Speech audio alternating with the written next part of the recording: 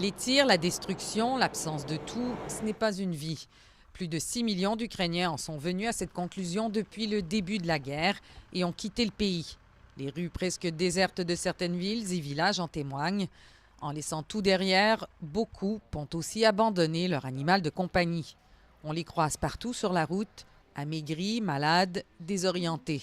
Dans la ville de Оріхів, Stanislav ne sait plus les compter. Тому зайнявся. Воно спочатку там було 2, 3 собачки, 4, 5. Au début, il n'y avait qu'un ou deux chiens, puis 4, 5 avant la guerre. Nous les avons sortis de la rue et amenés à la maison.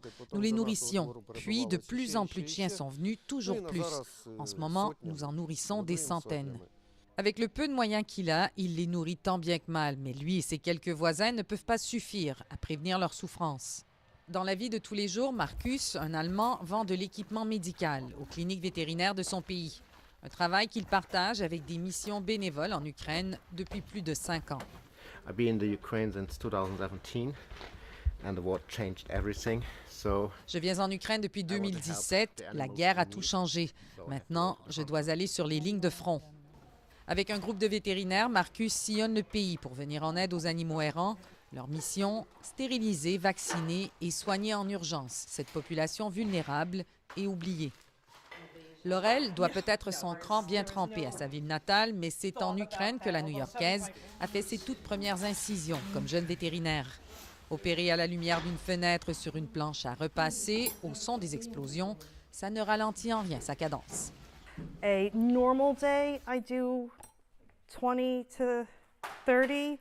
Je dois faire de 20 à 30 opérations un jour normal, mais avec cette équipe, je dirais définitivement plutôt une quarantaine en une journée. Ils font de belles et longues journées pour accomplir le plus de choses possible. Elle manque de sommeil, mais pour ça, il y a la caféine, dit-elle. Ce qui ne lui fait pas défaut, malgré les inquiétudes de sa famille, c'est la motivation de revenir encore et encore. I don't understand why it's got to be everyone else's problem. They're here doing this, so they feel safe, I feel safe. Pourquoi ça devrait être le problème des autres, demande-t-elle. Ils le font d'eux, dit-elle, parlant de ses collègues. Alors s'ils se sentent en sécurité, moi aussi. And the people want us here because we don't go to an area and say, okay, here we are. The people ask for help. Ce sont les gens qui nous veulent ici, dit Marcus. On ne va pas à un endroit pour dire « OK, on est là ». Ce sont les gens qui demandent de l'aide. Pour Stanislav, venu les remercier, Marcus, Laurel et l'ensemble de l'équipe ukrainienne sont de véritables héros, alors que trop de ses voisins se sont montrés lâches.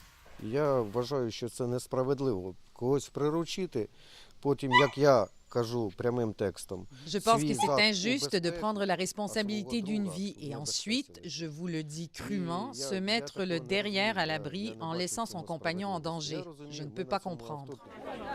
Au début de l'invasion russe, les pays voisins de l'Ukraine avaient vite assoupli leurs règles d'entrée pour les animaux pour que leurs propriétaires puissent les prendre avec eux. Mais c'était une mesure temporaire qui ne s'applique plus. Le plus difficile pour les vétérinaires bénévoles, c'est de repartir en laissant les animaux derrière. I want to take them all home. I want to snuggle them all.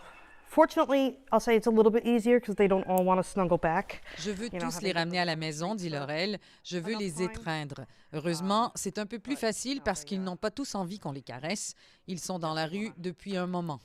It's break always my heart to send these animals back in this shit. Ça me brise le cœur, dit Marcus, de renvoyer des animaux dans cette merde. Mais c'est impossible de les amener en sécurité. Mais parfois, il y a de ces rencontres qui vous font baisser les gardes, comme celle de Pepper. Marcus l'a retrouvé complètement seul la veille dans un jardin. Il devra attendre qu'il atteigne l'âge de 7 mois et puisse légalement voyager en Union européenne.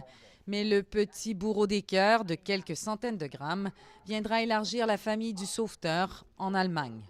Mais ne leur dites pas, ça reste une surprise que Marcus doit leur faire accepter.